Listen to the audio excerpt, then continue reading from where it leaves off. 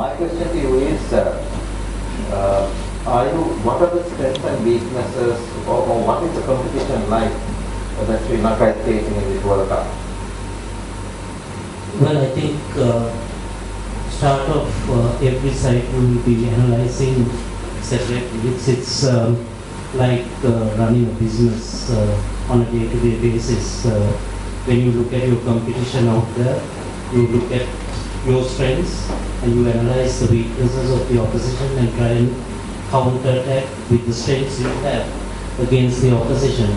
So if you look at our strengths in those conditions, would be something different to the way we would approach as to another opposition, how they would approach against us in those conditions. Say, for example, if we were playing the subcontinent, our approach would be to go with spin and maybe play to our strength. But whereas when we go to New Zealand, you would have seen the last, I didn't watch much of the cricket which went on, but from some of the games I watched, what I saw was they lacked a little bit of aggressive bowling in the middle overs. And every time they were under pressure, even when they were 90 odd for 5, I think they really didn't have a bowler to get those breakthroughs in the middle.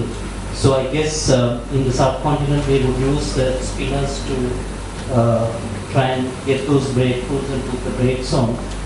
Whereas when you play against some oppositions on those flat tracks where they're not going to assist the spinners that much, you need to assess and see who's going to bowl, because they're using 2 new balls, unlike the previous World Cups. So the ball is not going to wear off that easily. So you're bowling basically 25 overs. So you need to look at the combinations when you're approaching an opposition in the relevant conditions. But if you look at the venues we are going to play at during the World Cup, they're going to be slightly different to what we are faced with. I think, if I'm not mistaken, I think we are playing in Adelaide, which is going to help some of the spinners, and Sydney, 2 games. And I think we can play to our strength and make sure that we have the side which will be able to compete with the opposition.